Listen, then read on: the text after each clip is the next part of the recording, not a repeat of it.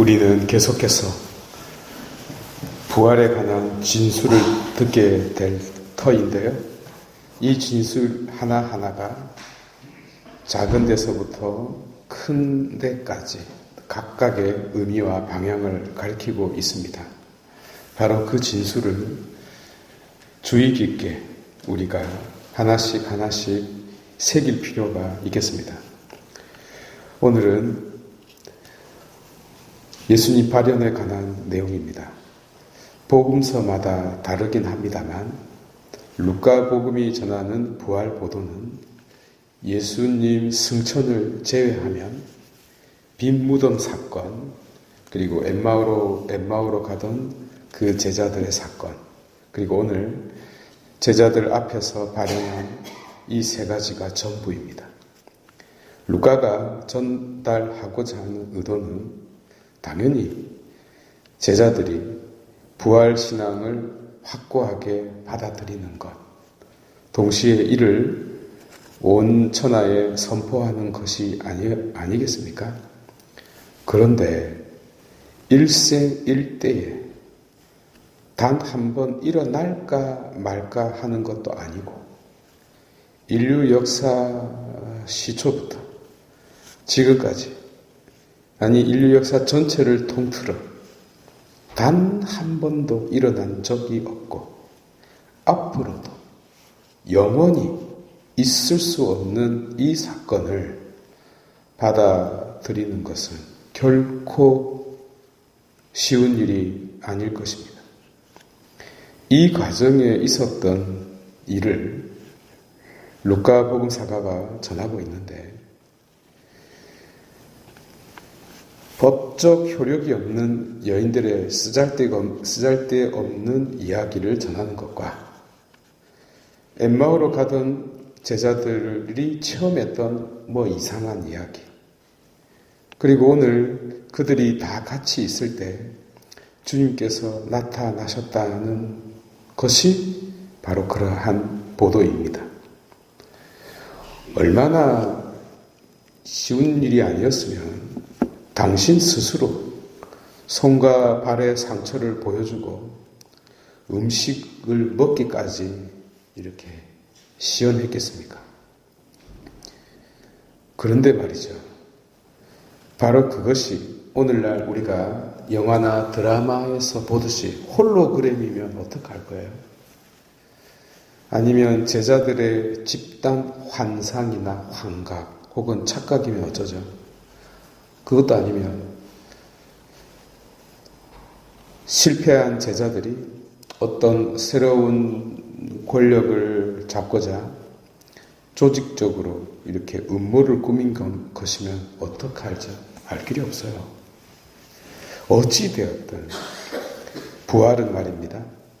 역사 내에서 발생한 사건이지만 동시에 이 세상을 초월한 사건이기 때문에 확인 불가능, 증명 불가능입니다. 감히 어떤 자가 부활을 손으로 만져요? 뭔데 지가? 아니 지가 뭔데 감히 부활을 손으로 만져요? 아무도 알 수가 없습니다. 그가 안다면 바로 그는 신이겠죠. 그가 이 세상 내에 존재하면서 이 세상을 초월한 부활을 손으로 만진다. 불가능합니다. 어찌되었든 이 부활은 마지막까지 믿음의 대상으로 남을 수밖에 없는 것입니다. 그리고 무엇보다 당신이 사흘 만에 죽었다가 다시 살아나셨다면, 그래서 당신을 따르는 이들에게도 이런 기회를 주셨다면, 예컨대 시어머니를 장사 지냈는데 3일 만에 다시 살아나는 기회를 주셨다면 모를까? 그 이후로 아무도 없었습니다. 그래서 그렇게 쉽게 결론을 내리는 것은 매우 곤란한 일입니다. 엄밀하게 말하면 아무도 부활을 경험한 자가 없습니다. 아무도 이 말을 듣고 있는 이 순간 죽지 않았기 때문이고 또 죽은 자는 돌아올 수 없기 때문입니다. 그래서 신약 성경이 전하는 부활은 알 수 없음 가운데에서 그나마 알 수 있는 핵심적 요소에 관한 것입니다. 그것은 주로 세 가지로 분류가 됩니다.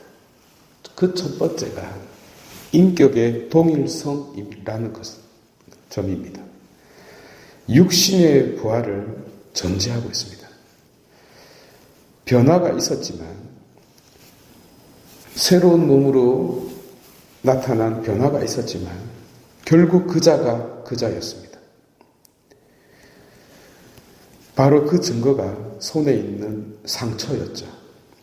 십자가에 못 박힌 그자가 지금 나라는 사실을 이렇게 증명하고 있는 것입니다. 그러니까 우리가 수학적으로 말하자면 바로 그 점에서 연속이 되고 있다는 겁니다. 연속이 이루어져야 돼요. 하여 홍길동은 홍길동이어야 합니다.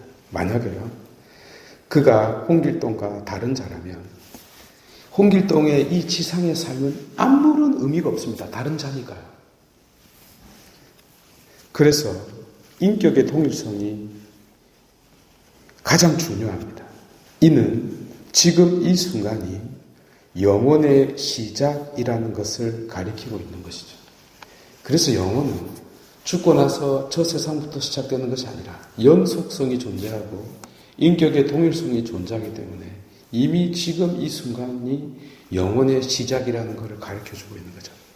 또 이 사건의 중심에 예수 그리스도가 있다는 것을 보여주고 있는 것입니다.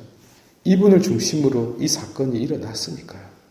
덧붙여 하신 말씀이 모세와 예언자와 시편, 구약의 모든 말씀이 이루어지기 위해서 이 당신이 부활하셨다는 것입니다. 하여 이제 성경 해석의 기준이, 모든 예언의 기준이 예수 그리스도임을 이렇게 밝히는 것입니다. 이는 그리스도의 부활이 준비된 사건이라는 것을 가리키고 있는 겁니다. 갑자기 일어난 사건이 아니라 수천 년 동안 약속되고 준비된 사건이라는 것을 가르쳐 주는 것이죠. 마지막으로 그럼에도 불구하고 이 부활은 초월적 사건이기 때문에 마지막까지 알 수 없습니다. 그래서 결국 믿음의 대상이라는 것을 보여주고 있는 것입니다. 문제는 바로 이 질문을 포함한다는 것입니다. 곧 부활하신 그자가 누구인가? 라는 질문이요. 예컨대 부활한 그자가 시어머니라면 여러분 어떻게 할 거예요? 부활한 그자가 본당 신부님이면 여러분 어떻게 할 거예요? 약 먹고 죽을 거 아니야. 부활은 조용히 시끄럽게 일어난 사건입니다, 여러분. 시끄럽게 조용히 일어난 것이 아니라 아주 조용히 개별적으로 그러나 시끄럽게 일어난 사건입니다. 그런데 그 증인이 바로 우리 자신들입니다. 역시 같은 질문을 묻고 있습니다. 부활의 기쁜 소식을 전하는 그자가 누구인가라는 겁니다. 시누이가 전하면 어떻게 될까요? 아니면 국회의원이 부활의 기쁜 소식을 전하면 여러분 어떻게 받아들일 거죠? 문 닫아버릴 거 아니야. 초인종들을 열어주지 않을 거 아니겠어요? 가장 정확한 것은요, 당신이 직접 나타나셔서 수고스럽더라도 최첨단 과학기술의 테스트를 받으면 끝입니다. 그러면 적어도 한 세대는 온 세상 사람들이 다 믿을 겁니다. 그 다음 세대는 또 문제 제기하겠죠. 그때 수고스럽더라도 한 번만 더 나타나면 수십 년 믿음 보장돼요. 그러니까 이 질문 자체가 부활의 본질을 묻고 있는 것과 같습니다. 하여 부활은 단지 죽었다가 다시 살아난 그런 이야기가 아니라고요. 오히려 왜 죽었으며 왜 다시 살아나느냐라는 왜라는 의문을 갖고 있는, 그리고 동시에 내 인생에서 왜 내한테 이런 온갖 내가 일을 맞닥뜨리고 내한테서 일어나는 이 모든 일과 연관되는 그 왜라는 질문이 만나야 하는 것입니다. 지금 이 순간, 그리고 지금 이 순간의 나의 삶, 우리의 인격, 믿음, 그리고 이 세상의 모든 것이 의미를 획득하고 있다는 것이 이 기쁜 소식, 이 부활이 전해주려고 하는 목적입니다.